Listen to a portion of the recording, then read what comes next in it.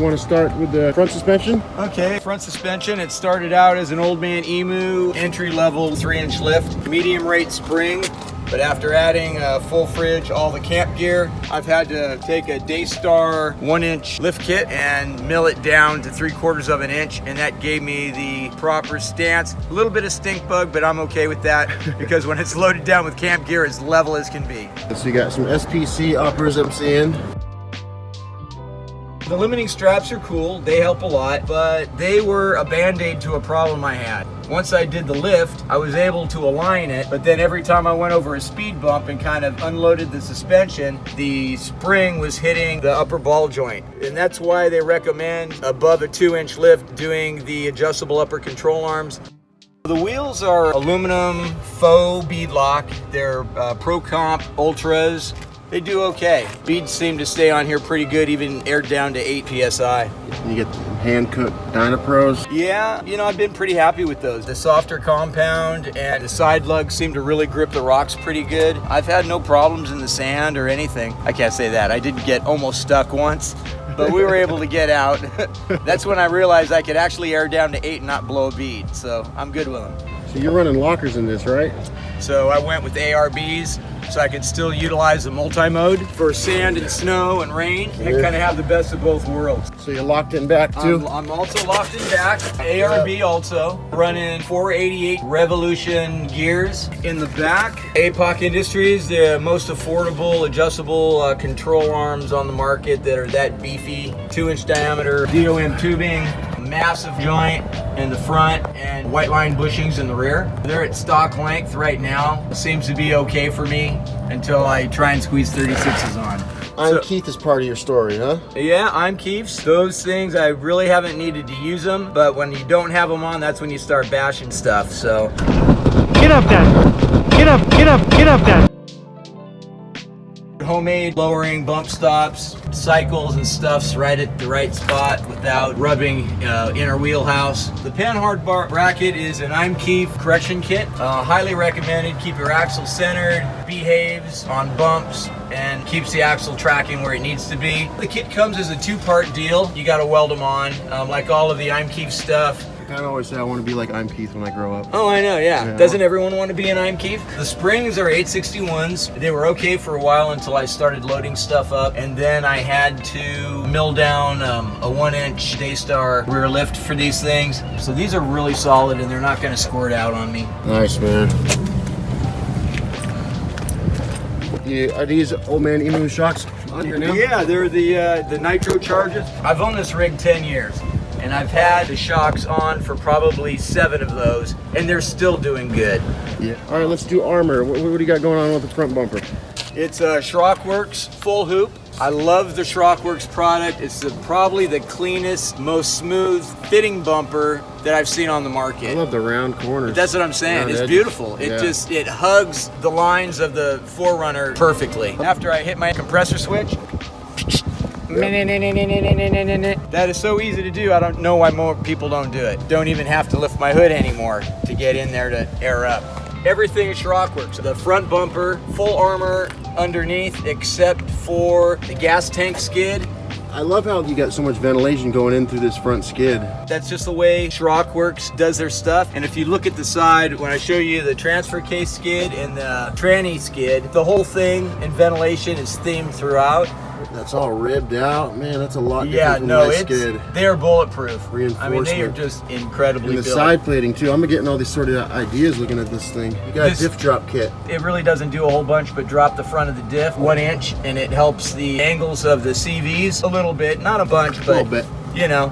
So, is this the cam eliminator kit right here that I'm seeing? Yeah, I got that from Row Offroad. I'd say they're good and bad. I mean, they're good in the sense that it's perm alignment, but they're bad is that you don't get the fine adjustability you do with cam bolts on the bottom. So it's like, you know, pick your poison. All right, let's move on to the skids. The oil pan skid, same company? Same company, they're pretty good. Got the transmission skid. That last one is the transfer case skid. I have done the Tundra brake upgrade with slotted and drilled rotors. And if you look in there, I have barely a 1/4 inch of space between the inside lip of the rim Yeah. and the caliper. Look at those calipers. Baby stops on a dime, and I don't care how loaded I am. And I've got all stainless steel braided lines from the front to the back. Back bumper. Let's go. All right, back bumper. We have a CBI full plate swing out. I did have to modify the swing out because I didn't like the design of it. It didn't just open and close. And as everyone knows, the swing out is, you know, like the party room, so to speak. Camp kitchen. I needed it wide enough to hold my 3-burner stove and a propane pod so I can have it all in right here. Works really good. It's a lot stronger than anything you can buy. And it doesn't take a whole bunch. I mean, these are basically just door hinges, 1/8" diamond plate folded upside down so it's smooth on top, 1/2" angle iron. I don't need to spell it out for you. It's a pretty basic mod. Also have the CBI dual jerry can. This isn't a trasheroo, by the way. It's actually a military backpack that has this awesome zipper right here. For us short people, you just unzip it and the bag will drop right out the bottom. No more tippy-toeing on top to pull the bag out.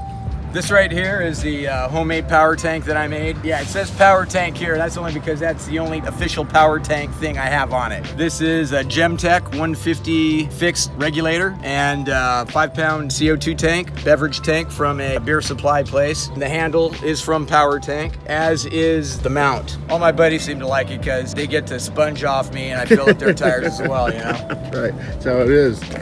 Do you have a body lift? Yeah, I do, actually. It started out as a 1 inch, then I went to 1.5 inches, still wasn't happy with it, and I went, well, 2 inches is as high as I'm gonna go for safety reasons and also for aesthetics. I didn't want just frame showing when you walked up to it. Probably get your shocks on and off back here a lot easier if you needed to, man. Those things are a nightmare to get on and off.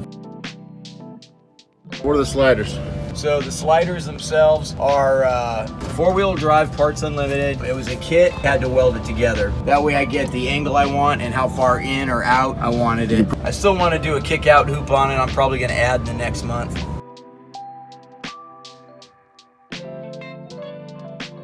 I did the famous CS140 swap, and that's basically taking a 97 Cadillac DeVille 140 amp alternator. They recommend doing the big 3, which is taking 2-gauge, 4-gauge battery cable wiring to go from the alternator to the engine block and from the engine block to the frame. So you want a solid ground for all the additional crap you're gonna put on it eventually. Trust me, you say you won't, you will.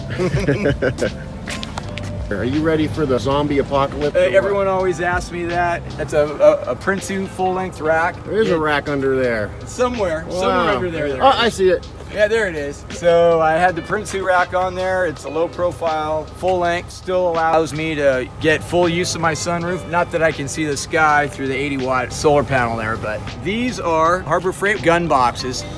These things are rock solid. They don't move anywhere. On top we have HQST 30-watt solar panels and then a Renogy 80-watt panel in the front. So I have a total of 200 watts of solar panel. The beauty of having them on these boxes, these solar panels are angleable, if that's such a word. I'm good at making up words. All you do is tilt your box up, put a little kickstand on it. Depending on how you park, you angle the solar panels wherever you want. That is brilliant. That's fucking brilliant.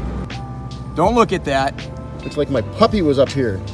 What's going on here? I can't see through this. Why can't I see through this? You can't see through that because I couldn't see through it even being the driver. I call it the Atom 2.0 mod, window delete. Is this how you do a window delete? Yeah, when your girlfriend cheats on you and... The girlfriend cheat window delete. Yeah, the girlfriend cheat window delete. Thanks, Finn. That's what we're going to call it from now on. I basically took a donor glass from my buddy's lot, used that as a template, then cut out a piece of 3/16" diamond plate aluminum, trimmed it to fit, and then had to use my landlord's steamroller to bend it. It's pretty tough to bend. These are standard Rotopack mounts that are bolted to the inside. On the inside, since there was still more space, I built a little fold-down shelf. It folds down and locks, doesn't bounce around, doesn't do anything. When you're camping and you want to have somewhere to put your beer, clock, phone, whatever, yeah, it's awesome. CVT. So CVT awning. This is the 3/4 length one. And last but not least, the antenna. That is a Rugged Radios antenna. It is for my UHF, VHF, Bofang mobile comm unit. What do we got going on this side? On this side, I'll show you. I fabricated a traction board mount that puts everything in a nice aesthetic angle, and they're easy to get to. So basically you just pull these two pins, and then the shovel pops right off. Oh, you cut holes right through the shovel. Right through the shovel. And the boards are still mounted solid. I made these big, deep socket wing nuts, and I've got two sets of holes. One for just putting these in without the shovel on, and these are just for vibration to keep these from slowly loosening up. I got a lot of voices in my head and they're telling me to build this or build that, so I'm always doing something to the 4Runner. So underneath that, my most recent purchase is my kick-ass shower annex. This was the best screaming bargain you could ever find for a shower annex. 150 bucks. How much horsepower do these stickers add to the truck? Last I clocked it, we were up about an extra 15 miles per hour. Just by having the 559 Yoda sticker on alone was an extra 7. Shout out, guys. Sorry, had to do it. These are Yakima axe and shovel mounts that go on the baskets. I did have to modify them a little bit to put them on this flat surface. They're awesome. One wing nut, this folds open and it comes right off. Snorkel. Okay, Amazon special. This is a RA 167 Helix snorkel.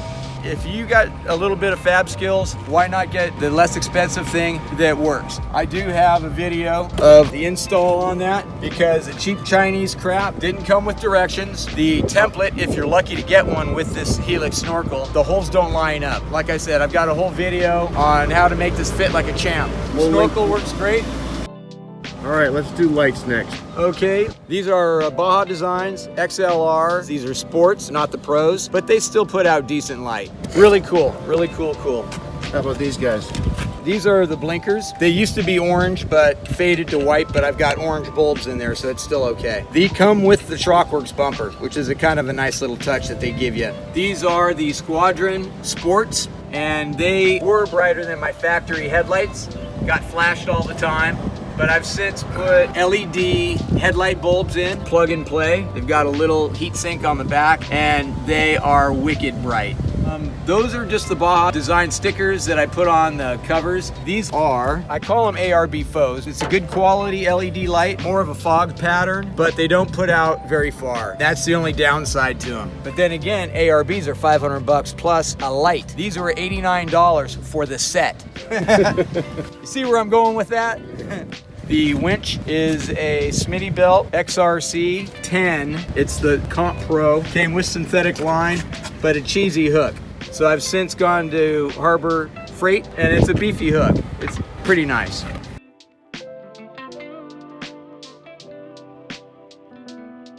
Under the front here, if you could squeeze up in there, pod lights all the way around. I've got 8 of them. They're a set of 2 from Harbor Freight for 30 bucks. I've got them on all 4 corners. They're my rock lights. One is a fog and one is a spot, and they are hella bright. Now under the hood here, I went through SRQ and got the strut kit. Oh, money. Best money ever spent. I have done a couple mods. I got rid of the ISR, which is the intake sound resonator. Helps kill some of the engine noise. This is basically just one of those telescoping exhaust piping. Anyone that wants to do this themselves, it's 5.5 inches long, 2 3/4 inches OD. So you can utilize all your factory boots by doing it this way. Cleans up the engine a little bit, not so busy. This is my ARB compressor for the lockers. They call it the high output. It's not high output, guys. It's enough to operate 2 ARBs, and if you have time, you can air up tires with it, but it just takes forever in a day. And this is the orange is what feeds this front. Yes, that was the aforementioned bumper mod. That is a Duda diesel heatsink. And what that does is engine coolant is coming one way and your water for your system is going the other way. This is what heats up your water. All right, well, I think it's time to take us inside the command center. The command center. These are newly done seat covers, and they are from Cover King. They fit exceptionally well. WeatherTech, mandatory. Absolutely. The scan gauge too. And there we go. Mile per gallon, water temp, automatic transmission fluid, and the volts. I have this wicked heavy duty tablet mount. I'm not worried about my dash because it's already cracked in the front, so I just bolted it straight through the dashboard there. For my phone mount, I have Mob Armor. I love these things. They hold a lot of weight. Little magnet on the back. Boom. Doesn't matter how much I'm bouncing around. I've never dropped this off, no matter how big of a drop I hit. This is my interior lighting control. Oh yeah. It's on now, and it also dims all the way down to low lighting.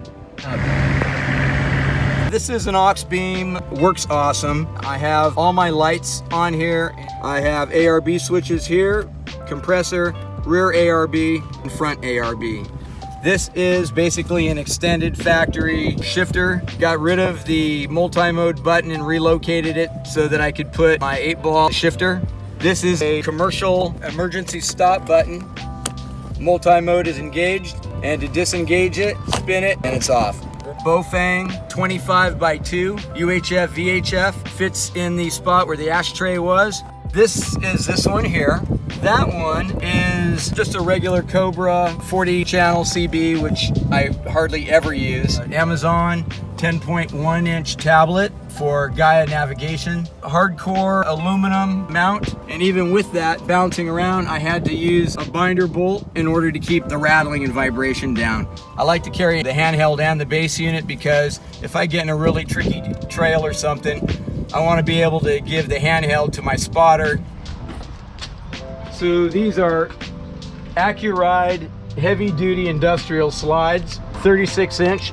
They're full length opening. They come all the way out and they're locked. Pull the lever down, slide in, and they can half lock. I made these separators. False bottom was a little bit on the high side, so you can't store a whole bunch in there, but when you're camping, you gotta have protection. These go to my hot water setup. If you look down here, through the heat exchanger up front and all the multitude of plumbing, in is in, out is out. They're 1/2 inch hydraulic fittings. So with the lines out, they are still a closed system, no leaking. Cabinet grade plywood. I have a cutting board that coincidentally fits exactly inside here so that when this is closed, your cutting board is right here and you have another area to prep. Here's the other drawer, same as the first. This one is actually deeper. I can't believe you still have this box. Sears Roebuck. Yeah, it's Sir ancient. Edmund Hillary, first man to conquer Mount Everest. So you did all this carpet yourself? I did everything myself. Very clean. Look how clean that is, guys. It's like, wow. All of the tie down points are all countersunk routed out, so everything is totally flush, including the tie down hooks, which if anyone knows anything about Toyotas, these hooks are your factory hooks that are just raised up. I went to a junkyard, sourced some more, and that's what I used to actually anchor the box down to the inside body, and I'll show you that here in a minute.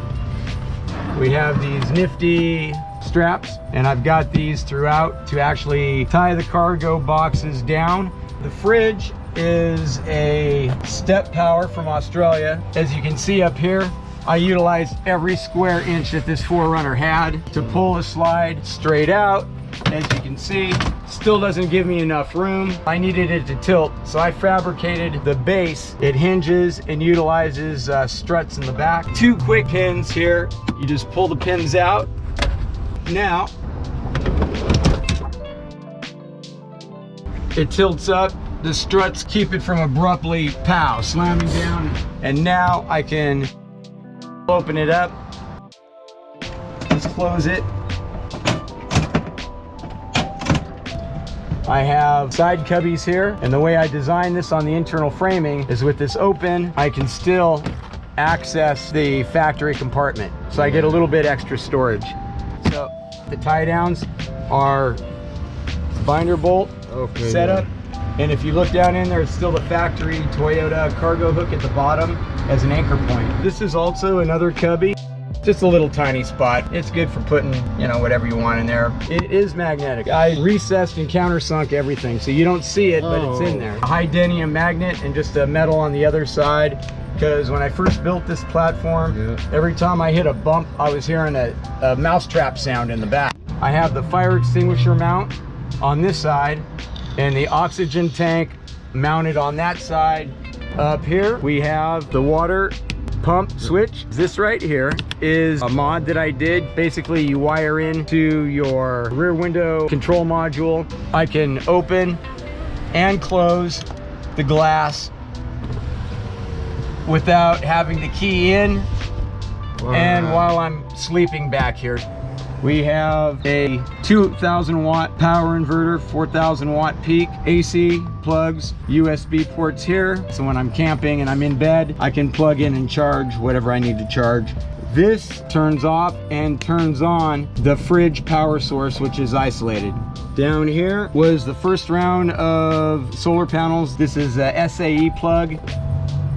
This right here is just a gauge. My house battery shows you what the voltage is at, and the top one is my main starter battery. This is one of the cooling fans, and we'll get to the brains here on the other side in a second, and I'll show you them all on. Let's do it. There's two brain children here. This is the switch side, and the other side is where all of the electrics are housed. Another power port here that is operated with a little push button on off, 4.2 amp quick charge and a quick charge 3.0. We've got another USB port up here, gives you the voltage of what the battery's doing. And I put multiples around, so no matter what door you open, you got a quick reference of where your battery's at.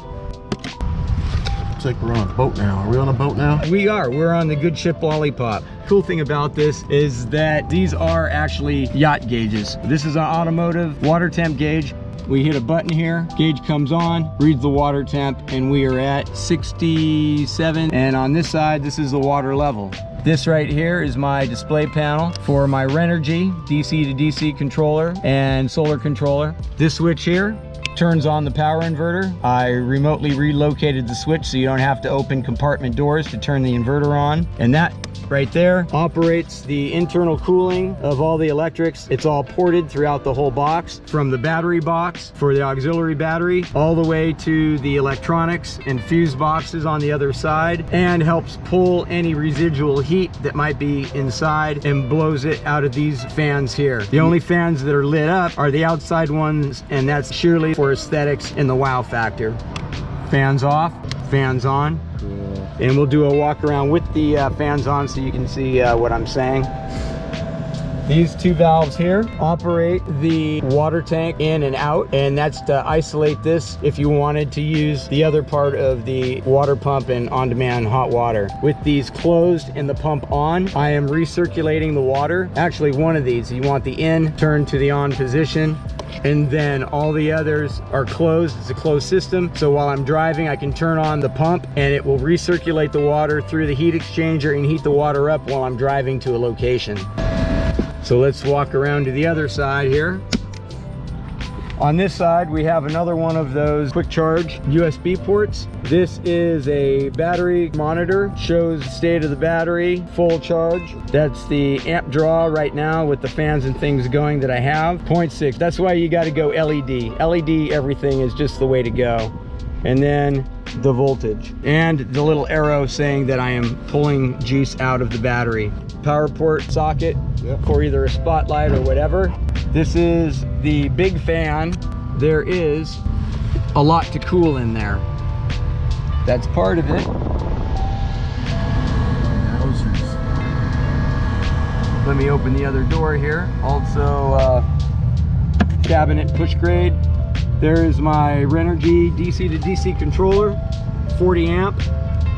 Also have a 60 amp circuit breaker right next to it.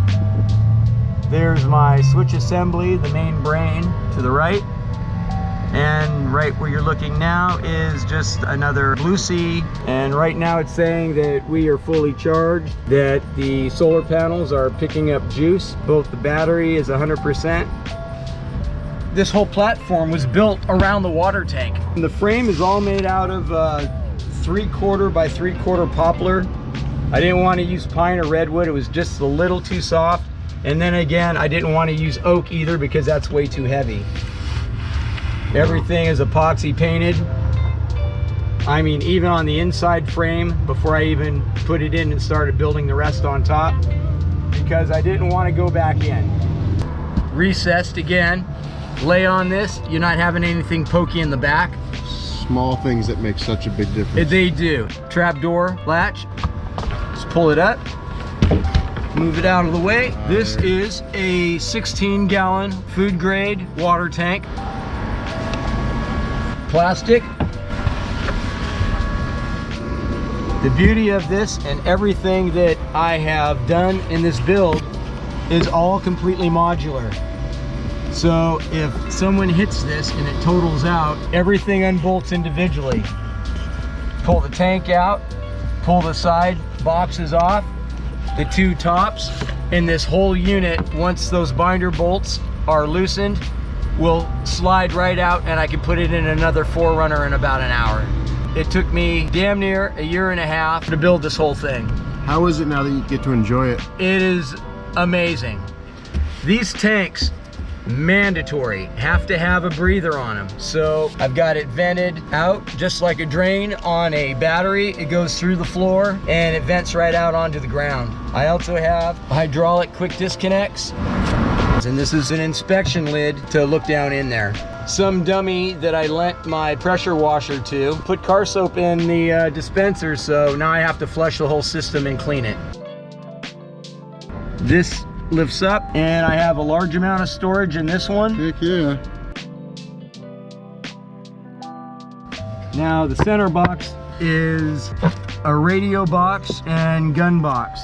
I've got a magnetic mount here, so if something should arise or I need to break out the noisemaker, it's within easy reach.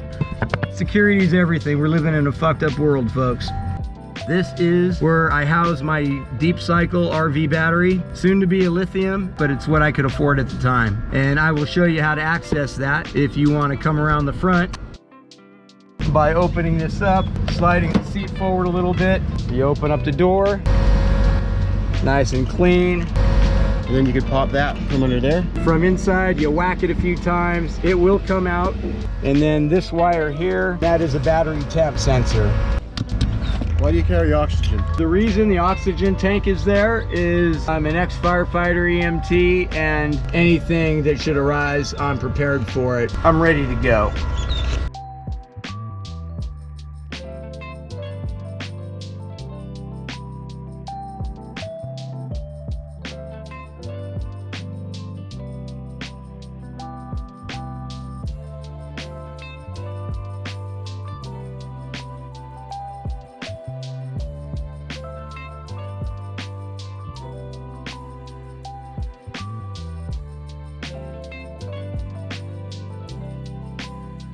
Hey man, Awesome. Thank you so much. You're welcome.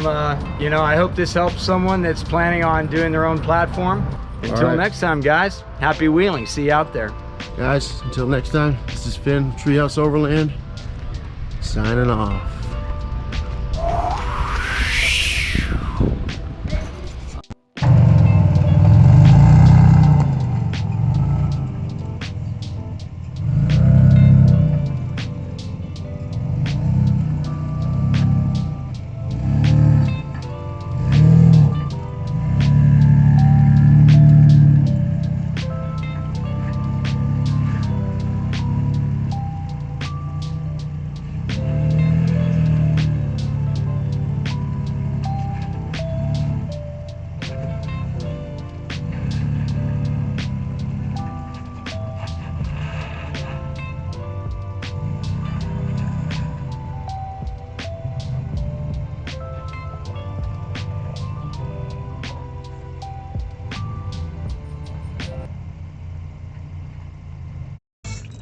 Cool, got a little rock face section here.